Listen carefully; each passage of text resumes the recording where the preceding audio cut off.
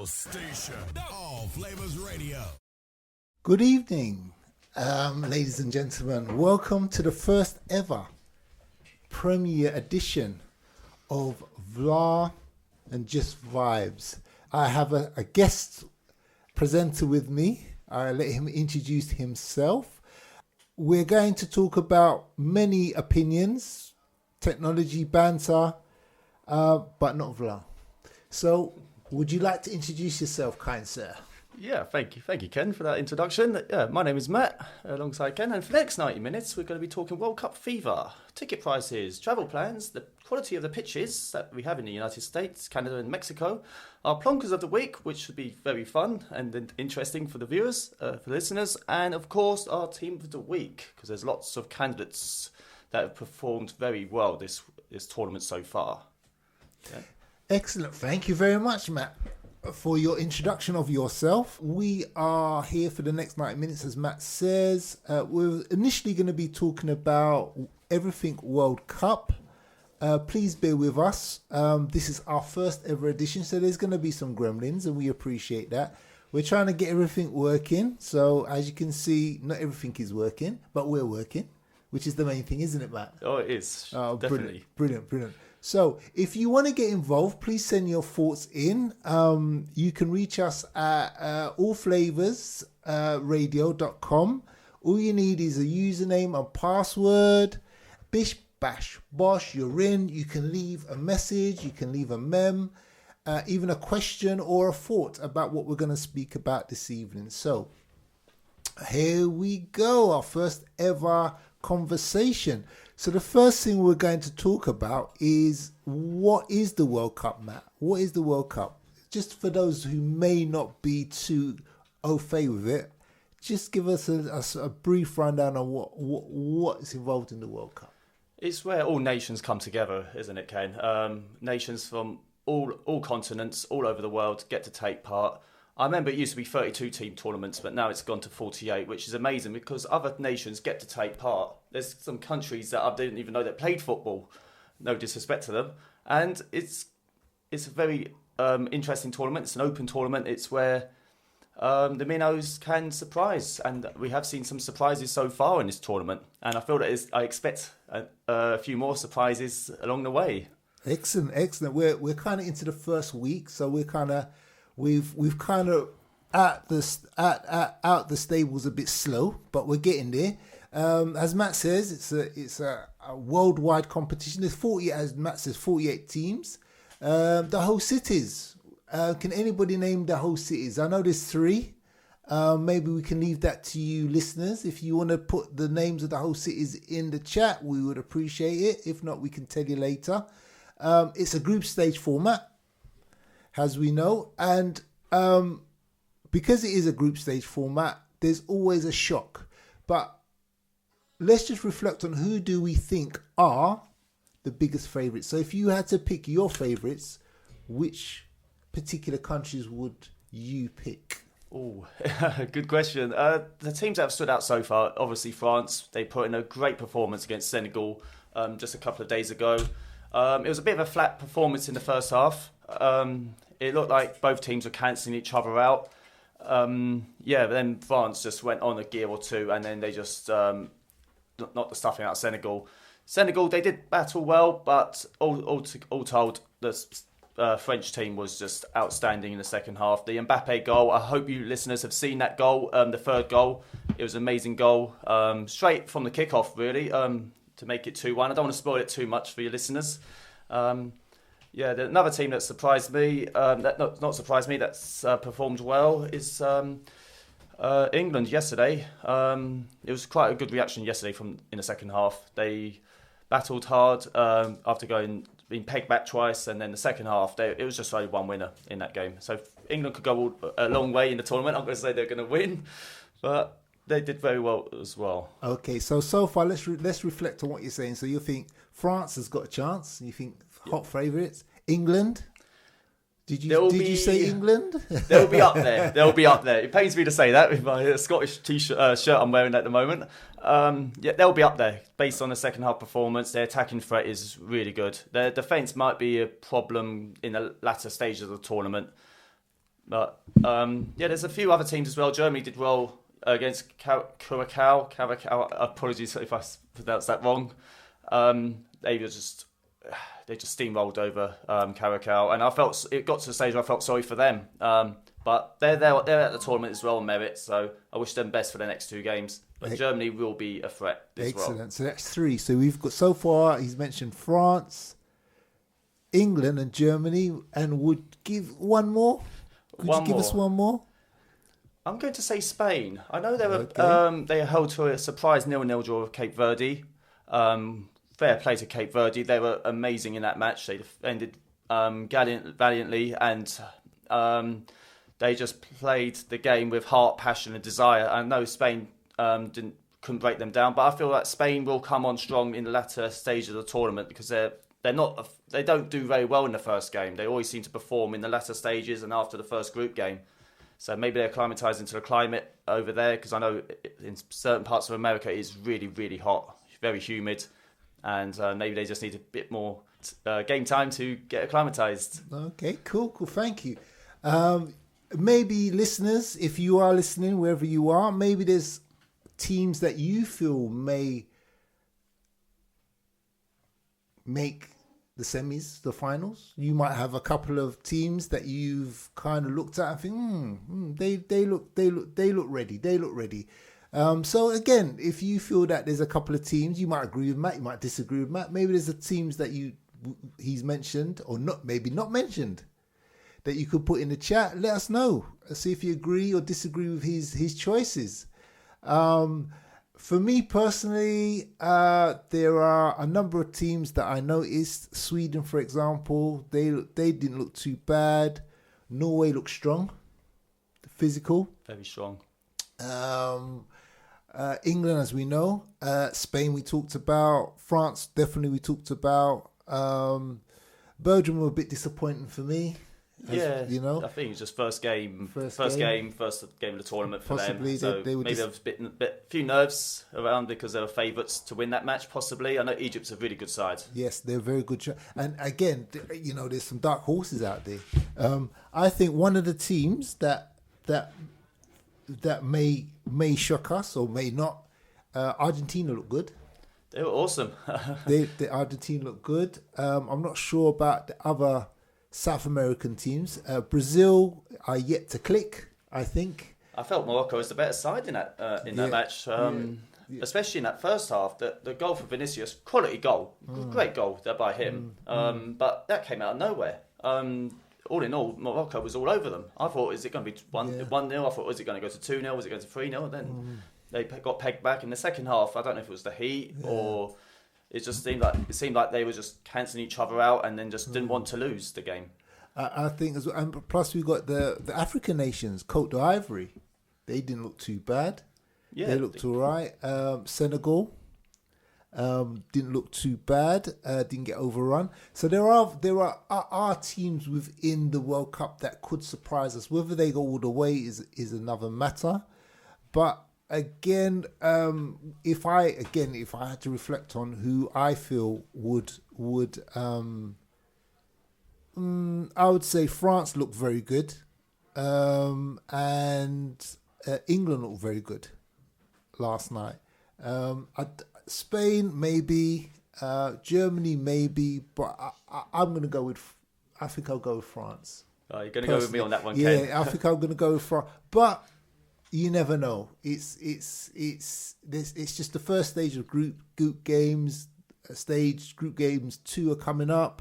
Then there's so things can change. And I think definitely from what I've seen, teams that have a strong bench, players that can come in, are going to be ones that are going to go a little bit further than some of the others. Some benches look a bit stronger than others. What we mean by substitutes that come on.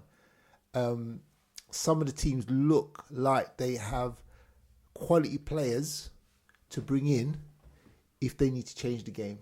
Yeah, they've got a lot of game changes. I think certain teams have that. France, for example, have got that. England have got that on their bench. I'm not so sure about Argentina. Brazil, I'm not sure. They may have. We know a lot. I said the African teams. I don't know what their benches are like. They've got a good 11, but players coming off. Can they change the game? So it'd be interesting to see. Definitely. Yeah. It's an open tournament. It's there for the taking for any team. I think we've mentioned about 12 to 16 teams there, and we can make a case for every single team that is taking part in this tournament. That's what I love about the World Cup. I mean, any team can win this outright. You're bang on, Ken, about you need a strong bench because if it's not going well, managers may need to go from plan A to plan B. They might need to have a change of formation, and that's where the substitutes can come in. But yeah, it's an open tournament. I know I've called out France for potentially winning this because their bench is super strong, Ken. I think it's the best bench in the tournament for my money. I know it's just one game in, and it's a long way to go. It's a longer tournament. But yeah, it's there for the taking for anyone. If whoever wins this tournament, they outright deserve it. Definitely, and I agree with that. So what we're going to do now, we're just going to change it up a bit. We're going to talk about ticket prices. How do we feel about the ticket prices? I know this is our first show. There may not be many listeners on, so we appreciate that. I'm just going to shout out the listeners that are on now. There's guest 791 from Kingstown. Thank you. Wimbo, thank you. And thank you for the guys. Now, I'm sure there'll be other people coming on once we get more established. But we appreciate all those who are listening, even your silent listeners. Whoever you're listening, hopefully you're enjoying the opening discourse that we're having just about the World Cup and the teams. We're just going to talk briefly about maybe ticket prices now.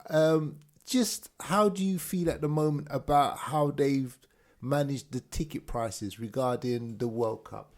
I feel like it's got a bit out of hand, Ken. The prices. I was reading the prices of tickets and accommodation and the flights and everything. It's got out of hand. The ticket price is not for the average person in the street now. I feel like it's gone sort of corporate level. It's pricing people out of football. I remember back in the day, you was able to go to a World Cup match and be able to watch a game.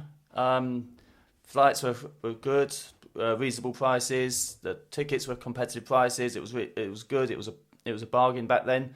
But now I think it's pricing fans out of football. FIFA say that they're trying to reach out to the average man or woman in the street, but ultimately they're not doing that. They're not living up to their promises of trying to make the World Cup to be accessible for everyone. I think I agree with you, because when you think about some of the prices that I've noticed, for example, I don't know if I'm not going to try and take it out of context, but I checked yesterday, and obviously it's dollars to pounds. I don't know what the exchange rate is. Obviously, if anybody wants to highlight that, would be much appreciated. But just for the game yesterday with Croatia, one of the tickets cost £1,174. That is so much as I earn in my day job in about 3 weeks or 2.5 weeks. And that was just the group one game. That was just the group one game. That wasn't even the quarterfinals, last 16. Another one I noticed was Panama and Ghana. Guess how much a ticket was going for there? I would say about $100, $200.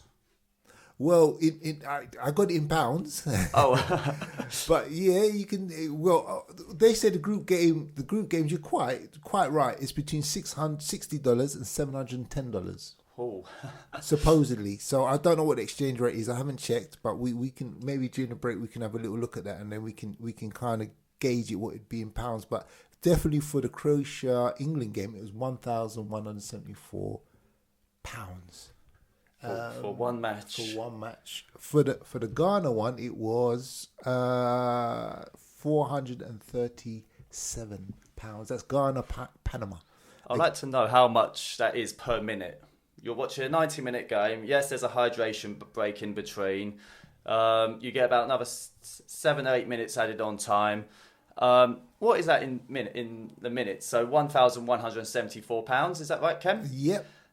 If you break that down per minute, how much is that? Is it like £50 a minute? Or something like that. I don't know. My maths is not. Yeah, no. My maths is failing a bit at the moment. No, it's a good question, but it's amazing because that's just for the ticket, and obviously we got to reflect on. I don't know what the travel costs are like. You know, at the moment, from a flight from Europe, it's about 1,000. Well, I guess it would be about between, I don't know, 600 to £1,000 maybe. In here, we obviously, because the World Cup's in America, Canada, and whoops, I gave that away. Shouldn't have said that. Anyway, own goal. Yeah, it's 1,000 to 1,008 flight from Europe, but that's in dollars. So I don't know I said the exchange rate, but you can imagine that's what, maybe £600-700. But we can look that up. But I was saying about £600-700, and that's just for the flight. Yeah, that's the flight alone, isn't it, Kate? Yeah. Yeah, I flew out to America last year, and that was about £900. But that was a year before the World Cup even started. So you can imagine now. The price may have skyrocketed since then. Yes, and obviously that's just for the flight, and then that does not include your accommodation. Unless you get obviously a flight with accommodation, but with just accommodation alone, you can go from $80 to up to, I don't know, up here, on here rental is about $400 per night. It adds up. It certainly adds up, Ken. Yeah. But yeah, it's just the price of watching your team play at a World Cup is just, the price is just skyrocketing. It's just the things you mentioned, the ticket prices for the match, the flights, the accommodation, it all adds up. And it does, and I know some of the games have been well supported, and that's brilliant. But I know some games haven't been full stadiums. Some of the early matches haven't been full stadiums. It doesn't surprise me with the ticket prices that it have. And some games, would you really want to pay top dollar for, no disrespect to the two teams I'm about to mention, Uzbekistan against Panama? Is that a game you'd like to watch at 4 or 5 o'clock with a price tag of $600? I don't think I would. I thought you'd just go to the pub and watch it there, or head for home. I know, and I think that's the point, and that's the question: is the World Cup becoming more expensive? Has it becomes more highlighted and more celebrated by FIFA and the countries that are hosting it? Is what they're putting into it worth what they are charging? Do you think it's been overpriced? I think it's been overpriced by about 80%.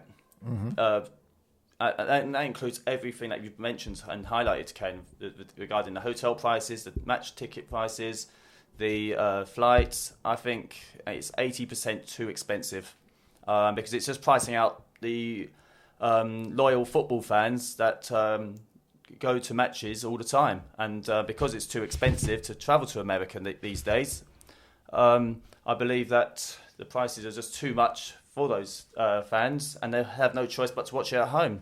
Did you read about it the other day, Ken, about this England fan that sold his house so that he could travel to the World Cup? But this is what I'm saying. Some people are having to do things that ordinarily, I'm assuming, people wouldn't normally do, because that is definitely outside the norm. A normal person would have taken a loan or borrowed money or done a what do you call it, online. You can go online and you do you can set up a page, GoFundMe. Oh, there yes, that's it. It was on the tip of my tongue as well. People do a GoFundMe, but to actually sell your property to generate enough funds to go and see the World Cup, is that taking it too far?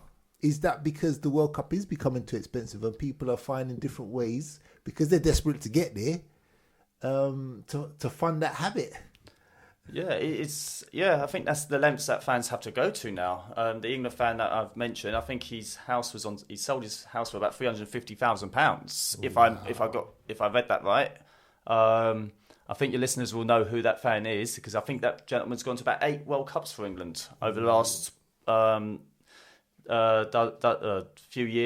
decades. Wow. And I think this is the lengths that fans have to go to now just to watch their country play at the World Cup, because I know there's lots of passionate fans out there that support their country. They love their country. They want to see their country do well at the World Cup, because it's once every 4 years, Ken. It's just once every 4 years, and it's a golden opportunity to win that World Cup and lift that trophy aloft. I think fans want to see that, and they'll just go to extreme lengths to do that. I guess so, but it's what can I guess it's looking at how organizations like FIFA and the corporate companies are using the World Cup to generate billions of pounds, and it doesn't appear to me they're taking the true fan into account. I saw a video as well of the actual stadium, and they showed the food buffet, and I've never seen anything like it. It was like a royal banquet. Wow. It was like a royal banquet. I'm thinking, hold on here, is this how FIFA are having a 2-tier kind of or 3-tier kind of organization where the fans have to sit in the stands with a plastic cup, maybe, or a glass? I don't know what they're allowing in the stadium, and you get the ones who can afford it going to this canteen with all the buffet foods, and it was amazing. I couldn't believe it. But it goes to show again the extent in which FIFA has gone to supply for certain people, and I don't think that goes for everybody. I think FIFA says one thing, and then they do a complete opposite. They say it's for the everyday person, but then they go and put these prices up, and it prices people out of football. I wish I was there at that royal banquet. You're making my mouth water at the prospect of it, because I've not seen it personally, no. But yeah. I would love to been there and have sampled some of the cuisines there. I wanted to go there, but I don't think I could afford it. It goes to show that there is a disparity. I can't say the word. Oh God, it's gone. There is a difference between what we're seeing and what's actually happening regarding how the money's been spent regarding the World Cup. Yeah, I think it's got out of hand. It's pricing people out of football, as I already said. It's what it boils down to, Ken, is that they want like football fans to travel to the World Cup, but then they don't. They put these prices up where they put this price at this price, like £1,174 for an England game. And if they did it like £74 instead of £1,174, you'll get a whole load of England. You'll fill that stadium easily, along with the Croatian fans as well, because I know they travelled in their numbers yesterday to watch their team, their country play. And then I don't think FIFA takes into account that there is people in every country, not just this one, but in every country that want to travel to a World Cup, but ultimately they can't because they're just priced out of football. And I think that is the problem. That is the issue we're talking about. Are we? And is that then gonna kind of ripple down for fans when it comes to their regular league? Premier League, Bundesliga, is what we're seeing in the World Cup and how they're using the pricing, is that then going to reflect on how it is when the regular season starts? That's the question. That's very good question. Valid question. I believe in the Premier League they will, because I used to go to a lot of Tottenham matches quite on a regular basis. I only went to about 2 matches last season. I just thought, I know Tottenham wasn't playing very well. I know your listeners will probably laugh at me for being a Tottenham fan. But ultimately, I was just priced out of it. I just couldn't go anymore. I thought, let's just go to the pub, chill out with my mates, have a few beers, and then head for home. So yeah, I expect the Premier League to copy the FIFA World Cup's model. With Germany, they charge for example, like the Bundesliga, they charge about €20 for every game. They stick with their they stay true to their fan base. Even with Dortmund and Bayer Leverkusen and all those German clubs, they charge £20 or €20 for each club, or even for the away fans, they pay the same rate. And I like that. I really respect the German FA, the Bundesliga FA. I don't know what you call them. I don't know what you call their association over there. Mm-hmm. And I feel like that's how they should do it here. The fans deserve better in the Premier League, because the fans pay so much money just to watch their team play, and ultimately they end up going watching non-league football because they get priced out of watching the Premier League. I totally agree with you. So far we've discussed the World Cup. If you haven't been with us, that's what we're talking about, the World Cup. We talked about the format of the World Cup. Who is your favourite for the Cup? Maybe you want to put that in the chat. We would love to hear from you. Also, pricing. Have you got an opinion on whether the pricing is it too expensive? Is the World Cup overhyped, overpriced? And will that reflect upon how, maybe, as you said, the Premiership?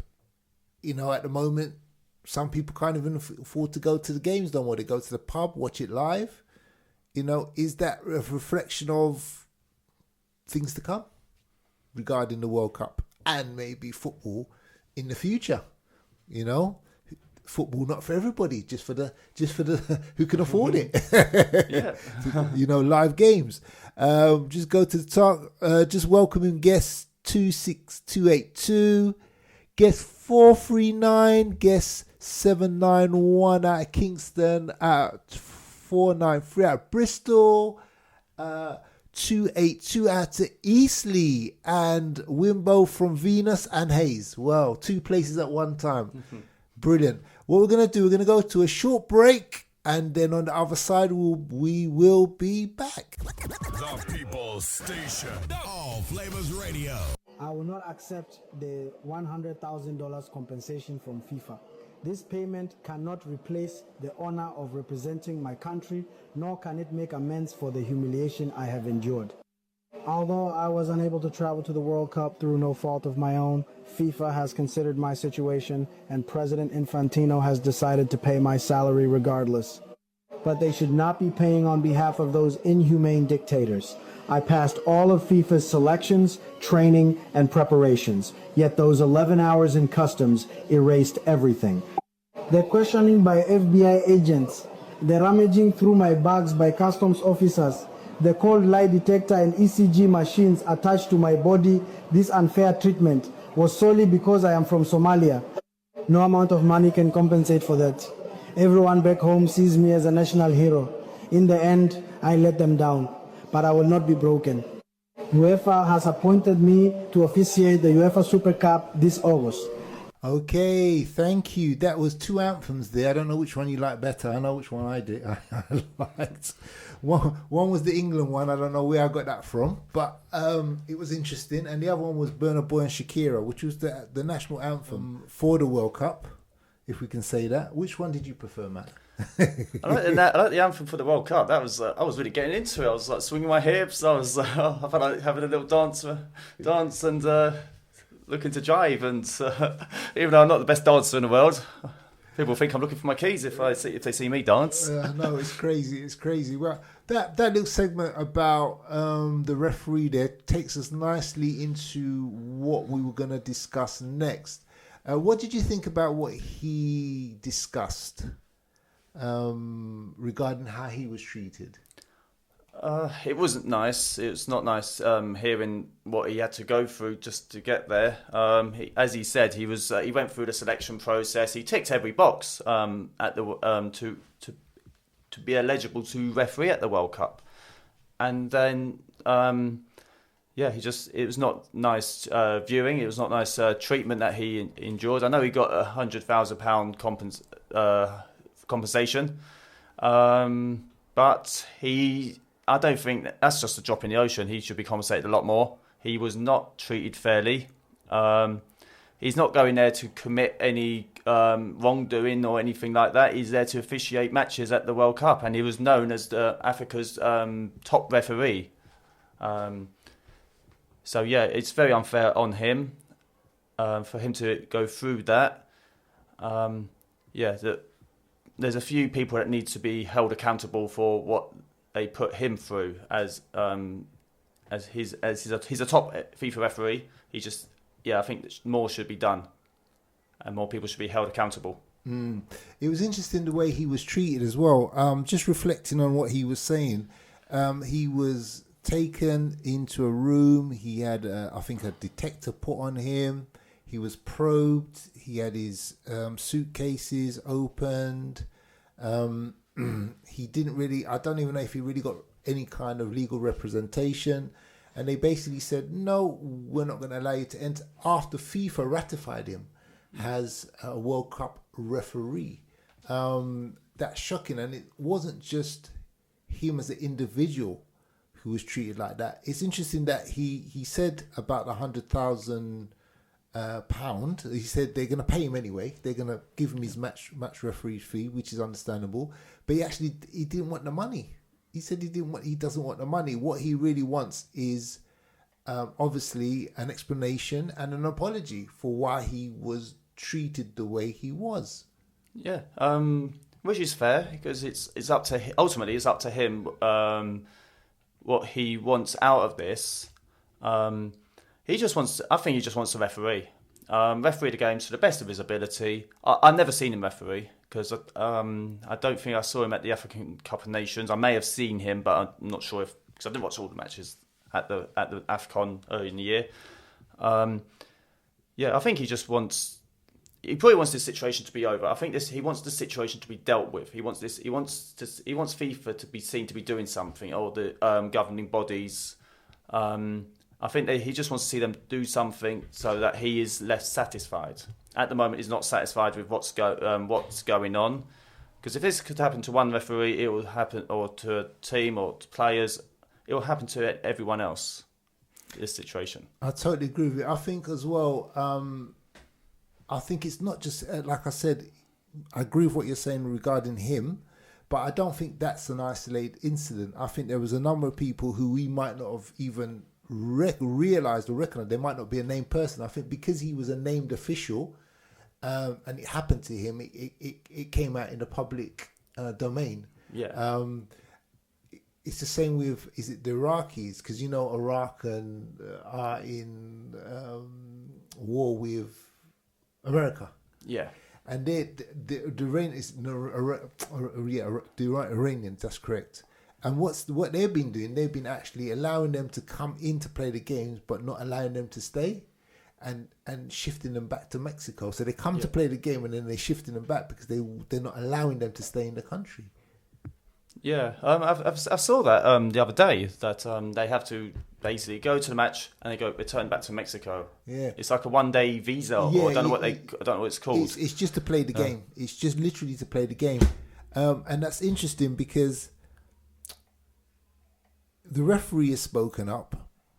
I know the Iranian captain, should I say, spoke up, and he was quite adamant and quite vocal about why FIFA hasn't done more to rectify the situation. So again, it's going back to what we said earlier about has FIFA really done what they can regarding how they're being treated and how people have been treated, or is it just about the financial gains and the financial power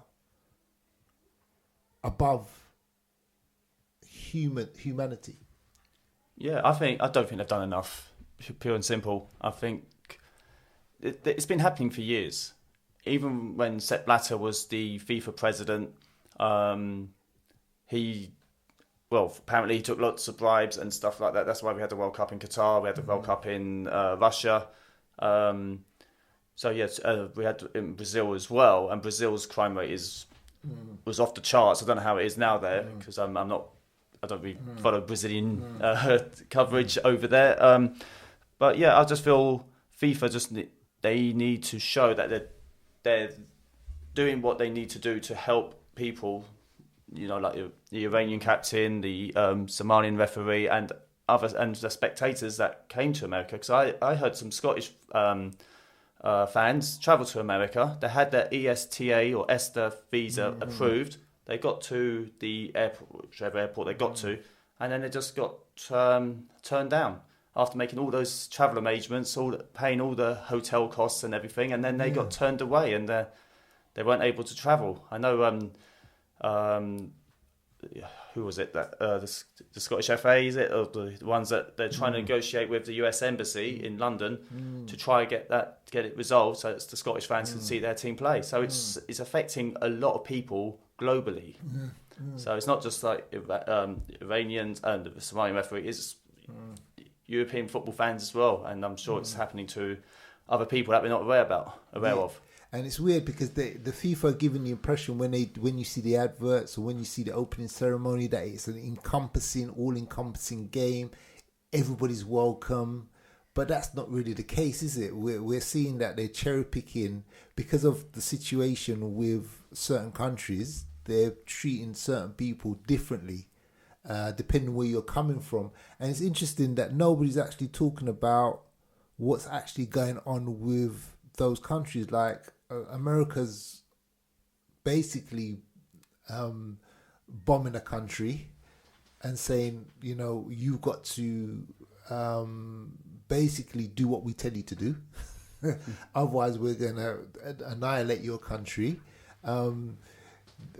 Iran is committing atrocities in other people's countries. They're going into Dubai, Saudi, where the ports are, where the American bases are, and bombing. And the problem is, there's innocent people are being affected by this, and nothing's being done. And it's similar to how they're treating some fans. It's like the human cost doesn't matter.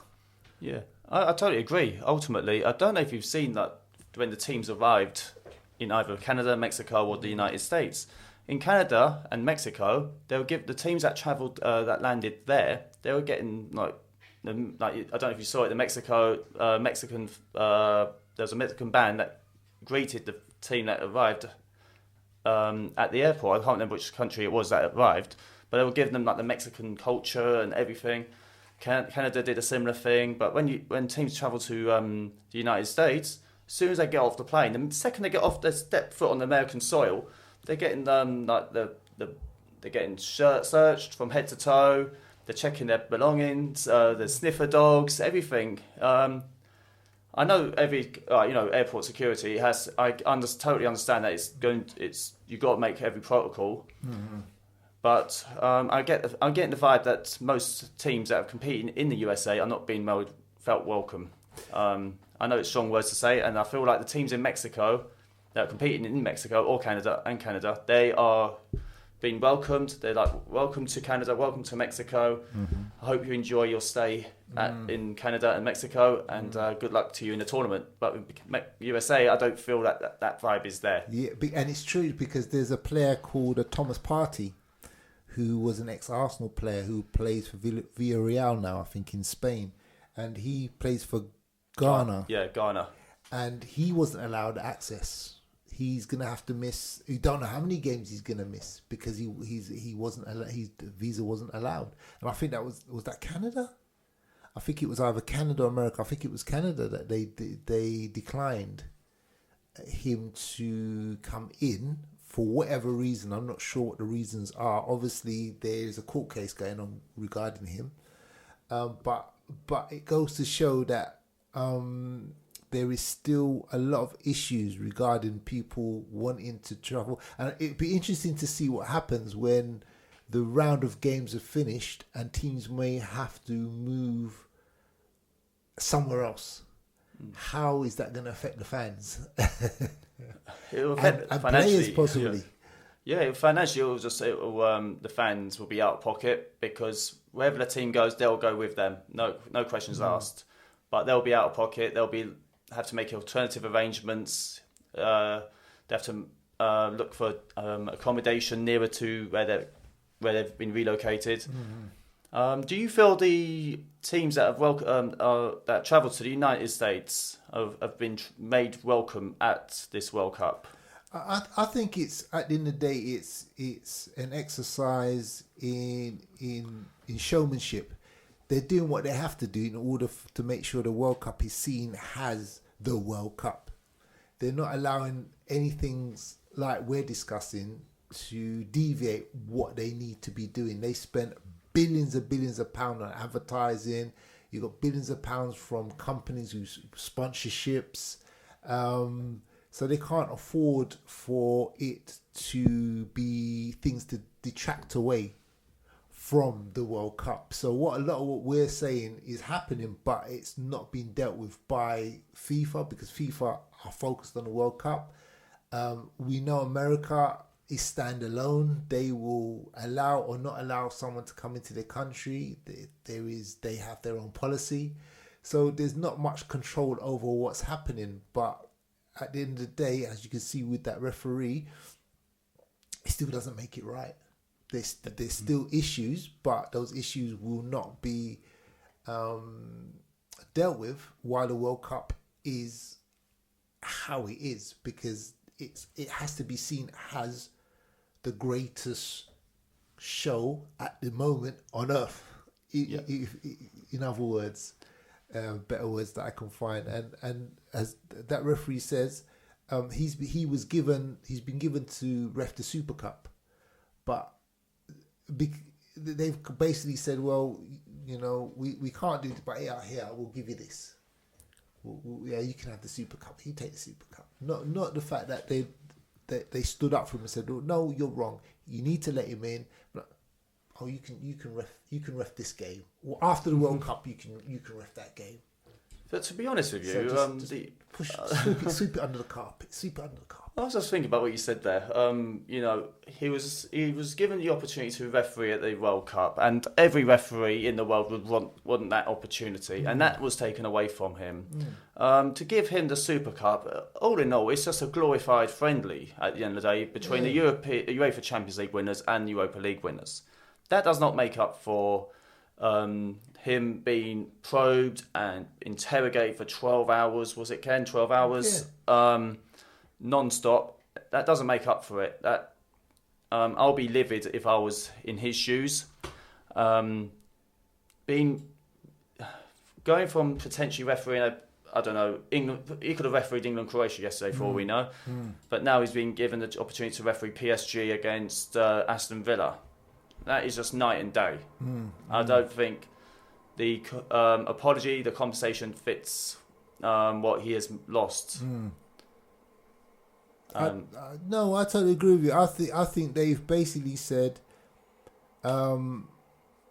we understand the situation, but they've kind of marginalized, they minimized it. They haven't really taken it on board, and really a few people have mentioned it on social media, but there's not really been a massive outcry about the situation. I know, it's all gone quiet. Yeah, you know what I mean? We haven't really heard anything about it since the news broke, which was like about 7-8 days ago, maybe longer. I think FIFA's just going to be waiting until the end of the World Cup to properly investigate this. I think they're sticking their heads in the sand right now as we speak. And I think that's the wrong way to go about it. There needs to be an investigation right now as to why he was not allowed into the United States, why he ticks every box in terms of his refereeing credentials and what his purpose was when he travelled to the United States, which is to referee at the World Cup. He wasn't going to be committing anything that's deemed as criminal activities. He was there. He's just an innocent person that was just going to referee as many matches as he could, and to referee it to the best of his abilities. Because if he's the best referee in Africa, I'd like to have seen him. I'd like to have seen him referee at the World Cup. Well, he was given that massive opportunity, and if he wasn't good enough, they wouldn't have selected him. Obviously, he was impeccable. His credentials were impeccable. There was no reason, because apart from him, I didn't hear of any other referee not being allowed to officiate any of the games. Apart from, unless there's other refs that were not allowed access because they weren't given a visa. But I think he was the only one, and it just does not make sense how you can focus on one when there's so much else happening in the world. Do you know what I'm saying? With the way America has gone into countries and done things, there's a situation now which still was not rectified. They're still at war. Do you know what I mean? You got Ukraine with Russia at war. Do you know what I mean? There's so much going on, but yet this one referee, I didn't understand the politics behind that. And obviously, I'm assuming there is politics behind that. There's politics behind most things. But yeah, that's a shame. But I don't think we've heard the last of this. I'm hoping that FIFA are going to do more for this referee, apart from just giving him a game. But actually, come out and actually back him. Because I don't think FIFA have actually backed him. I don't think they have. I don't think they've done enough to support him. Mm-hmm. They're saying, we'll give you the Super Cup. Yeah, that will make up for it, yeah. You go from the greatest spectacle in sports, in football, to just refereeing a glorified friendly before the league's even started. Yeah. That's absolutely rubbish, if you ask me, about, the referees suffered some poor treatment for 12 hours, being probed, lie detected, everything. And then I don't think FIFA's done enough to support him at all. I'll be very angry with FIFA if I was in his shoes. And I hope he gets the right outcome. He deserves more. He wanted to referee at the World Cup, and that opportunity was taken away from him. Yeah, he was robbed. It was robbed from him for no particular reason apart from they just didn't want him in the country for whatever reason, which was none. Okay, so we talked about that. Visa requirements. Well, it depends. It really depends on the way you look, where you dress. I don't know what you do. I don't know how to answer that. Match times. What did you feel about the kickoff times? Has anybody got any thoughts? Any listeners, if you're listening in, what are your thoughts about the match time? What do you think? Do you think the match times are good? For some matches, yes. And for some matches, no. The other day I went to watch Scotland against Haiti, and this was a Sunday morning for us, 2 a.m. I was absolutely exhausted. I didn't have much energy to cheer on my Scottish team. I was happy that we won 1-0. I was celebrating, but I was very exhausted. I like the 5 o'clock games because it's just after I finish work, I can get home, watch the first game. Some games are actually at 5 o'clock and some are not. And then I like the 8 o'clock games. 11 o'clock is cutting it fine because I feel like midnight is my bedtime, and I just can't watch any more football when it goes to that time. The 5 a.m. kickoffs. I know there's been a few. I think there was one today. 5 a.m. Woo. I can't watch those ones. Those ones are exhausting. I have to watch the highlights. But yeah, I know they're 5 hours behind, Eastern times. I know they've got about 5 different time zones in America. And I know they're trying to accommodate for us European watchers. But yeah, some kickoff times are good, but some not so good because it's past people's bedtimes. I think there's that, but also I think the difficulty is that the people people's working hours as well. Some people are coming home at 5 o'clock, so they can't necessarily get the whole game unless they can watch it again in some form or fashion. Yeah. 11 o'clock, that can be difficult because if you have to get up, if you're like 6 a.m. up and out the house by 7, that's going to be difficult. 2 a.m. during the week, over the weekend maybe. I was very fortunate yeah, when it was a Sunday morning game. Yeah, but 2 a.m. during the week, that watch a few games at that time, it will take its toll on you. And you still got to get up and try and get yourself to work and what so forth. So I don't know. I think some of the games have been good, like you said. They've been at reasonable times. Like England was at 9 o'clock yesterday, so that's a good time. Yeah, very good time. And you could hear a pin drop out there. It was quiet. But the other times, I'm not so sure about how, because the reason why I'm saying this is because a lot of people have said that the expectation they felt about the World Cup isn't there. The buzz, the anticipation isn't there. Yeah, but I don't know. That's what I'm hearing, but I could be wrong. Yeah, it feels like the vibe isn't quite there. I've watched a few games at this World Cup, and I've seen some games where it's some of the games were like empty seats. I remember Canada's first game. They're the host nation, and I saw a few empty seats all around the stadium. I don't know what it was like in the upper tiers, but it looked like some fans just couldn't be bothered to watch the host nation take part. So, yeah, it's the kickoff times.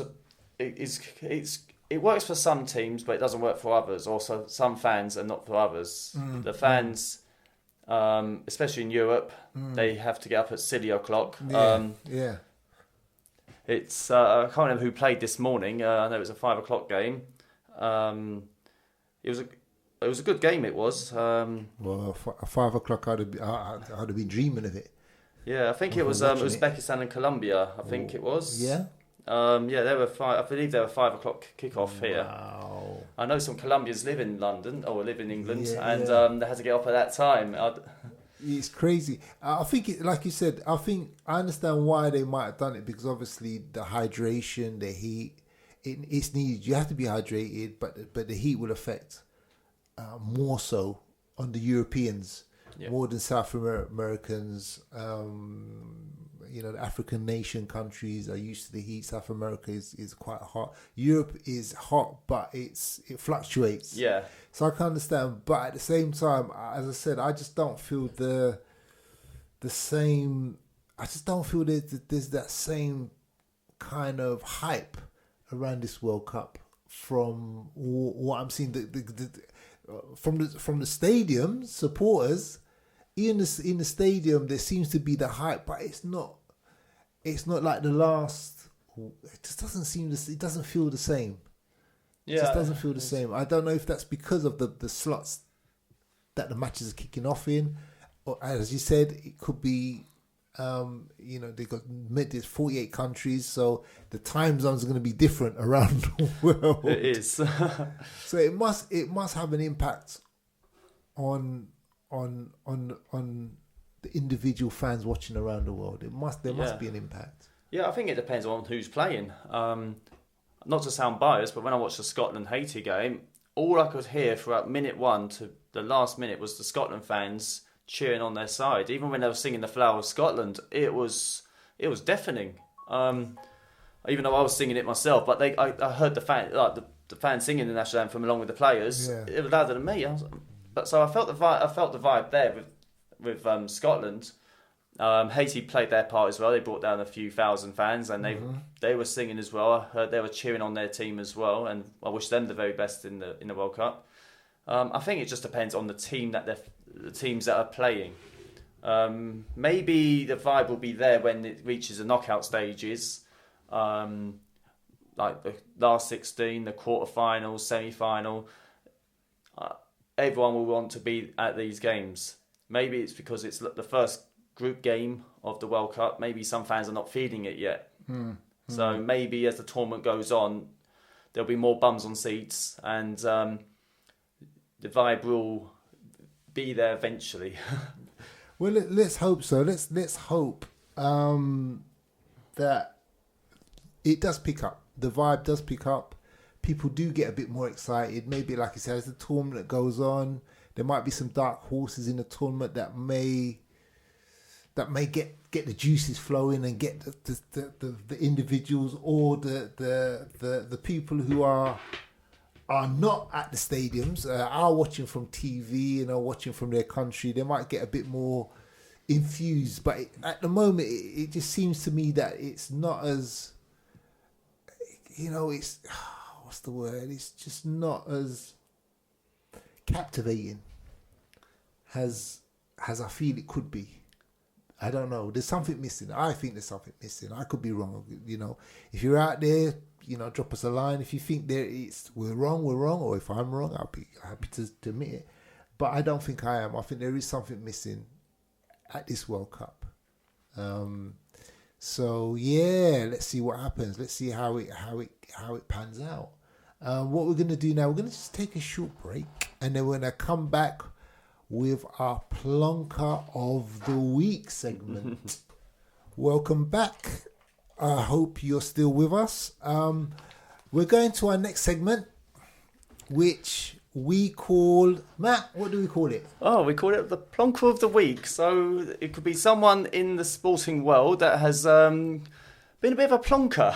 Someone that's been a bit of a pillock in what they've decided, or what they have, how they conducted themselves, and how they have, what they have done to be known as Plonker of the Week. We should really have a trophy, shouldn't we, to say Plonker of the Week, shouldn't we, Ken? We should have one. Maybe once we get live up on stream, we'll have a trophy on the side, and then we'll be able to celebrate the Plonker of the Week.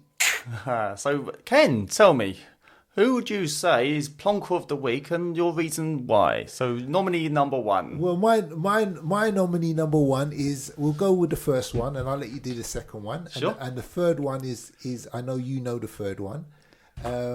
So the first one has got to be the custom officer that didn't allow the ref through to let him fulfill his lifelong ambition of being part of the greatest competition in the world and ref his game. That's the biggest Plonker of the Week for me. Well, one of the Plonkers of the Week. So I'd like to nominate the customer. Whoever he is, we're nominating you. Yep. Well, his fair point. He's definitely a contender, but I think I could challenge you on that, Ken. Okay, go for it. My nominee is Ben Stokes, the England cricket captain, for going to a nightclub after the match at Lord's when he won the first test. Him and Gus Atkinson, if I've got his name right, they took it upon themselves to let's go to a nightclub. Let's let our hair down and boogie the night away. And they got caught, and they had to miss the test match at the Oval, which is taking place as we speak. And some players have come into the England side, and I watched some cricket, as you know, Ken, and some of those players, I don't even know who they are. Ben Stokes and Gus Atkinson, they are joint Plonkers of the Week for poor discipline and letting the England side down because they were desperately needed for the second test against New Zealand. Wow. Do you agree with that? Ben Stokes, is he? And it's weird because he got into a fight with a rugby player. A rugby player. How are you getting... Rugby players are massive. I know. The bodybuilders, basically. If you're going to get into a fight, bro, get into a fight that you're going to win. It's like a Yorkshire Terrier facing off against a Great Dane. Exactly. It's massive. The rugby players are not small and they don't take rubbish. So... good on you, Ben Stokes, but not for the choice you made that night. I don't know what you was on. You know what I mean? I don't know what you were drinking, but your eyes were a little bit... I don't know about what your eyes were seeing there, mate. Yeah, he's just a hothead sometimes. Sometimes his brain's in his pants. Sometimes it just feels like he just does things without thinking. I mean, he's been known for disciplinary issues over the years. Didn't he have? I don't know if it was it him that had an issue with an Australian batsman in the Ashes a few years back. Most probably, you know what? It's, you know what I mean. I can't remember. I'm not. I follow cricket, but not passionately. So it wouldn't surprise me if he did have issues with other cricketers, because he seems that type of. He's got that kind of nature. Do you know what I mean? Yeah. He doesn't seem like he does. You know, 0 to 100 kind of thing. Yeah, I get that vibe from him as well. So Ken, let's move on. So tell me your nominee, the third nominee for Plonker of the Week. Well, this third nominee, I got from the Queen's Club. Tennis. This guy's a tennis. His name is Corentin Moet, I think. And he's gonna face a fine. And you know what? He had an interview. He was doing an interview basically. Yeah. And I don't know what moved him or possessed him to live on TV. He's doing an interview, and what do you think he starts doing? Well, I know that he won the match. I didn't actually see the interview because I went out. Did he over celebrate his win? Was he showing off, Ken? No, he was swearing. No way. He swore a number of times in a BBC, and you know the BBC. Oh, yes. You know the BBC. I certainly do. And he said, I hope people don't get offended. Obviously, his nationality, he felt the custom for him was to be natural, be himself. So I don't think anybody told him beforehand that there's certain things that you can and can't say in a live interview. So he decided, I'm just going to be myself. I'm going to be straight up. If I'm asked a question, I'm just going to tell it like it is. But he told it like it is with swear words involved. And he did it once. Okay, you did it once, fair enough. Then he did it again. Okay, twice. Maybe no one's kind of giving him cues to say, look, you can't say that. Yeah. You can't say that. Then he did it a third time. After the third time, you'd have thought they would cut the interview or say, oh, thank you very much. Go and celebrate. You well-deserved win. And he just kept swearing. He just kept going, and they kept doing the interview. Oh, he is a plonker, for sure. He won the match, Ken. Am I right? He won the match, right? Yes, he won the match. So obviously, you'd think after a match, adrenaline is high. Say you lost a match, and then you go swearing. Like whether you win the match or not, you shouldn't be swearing in front of the TV, in front of everyone, because millions of people are watching it. There's children watching the game, the tennis matches. It's just an own goal from him. Absolute own goal, absolute gaff. I know things might be different elsewhere, but surely someone should have said to him, look, this is how things are done here at the Queen's Club. You cannot please conduct yourself in the most professional manner possible. No bad language, no rudeness towards the interviewer. And yeah, I think it's just an absolute plonker for swearing multiple times. And there you have it, ladies and gentlemen, our 3 plonkers of the week. Who do you think deserves the trophy? Ben Stokes, the customs officer in the States, or the tennis player from Queens? Your choose. You choose A, B, or C. We'll let you choose. Maybe you got one of your own. Oh my word, time has beaten us. We've come to the end of our first ever VAR. But vibes. No VAR, but vibes. First one, there's been a lot of hiccups, a lot of issues, but we thoroughly enjoyed it. You enjoyed yourself, Matt? Oh, very enjoyable. Brilliant. Fantastic. Brilliant. We talked about, what did we talk about? Let's go. We talked about the first segment, the actual World Cup itself. We went on to talk about pricing and ticketing and whether the World Cup has lost its soul for money. Is it about the fans or is it about the cash? We talked about the visa, entry or no entry, depending on who you are. Match kickoff slots. There's people out there with a lot of red eyes and And it's not going to end there. There's still lots of football and the times are going to change. So just be aware.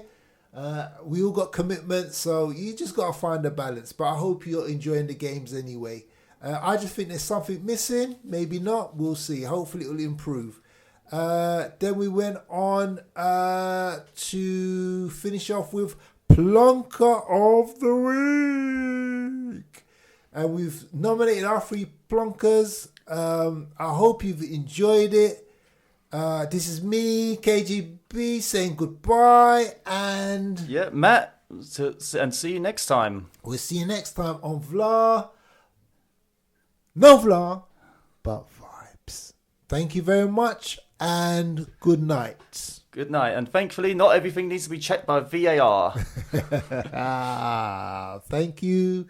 And we will leave you, or please check the schedules for any DJs upcoming. We thank you all for all who are on the talk and who are listening. Thank you for guests 791 and Wimbo from Venus. This is us saying good night and thank you.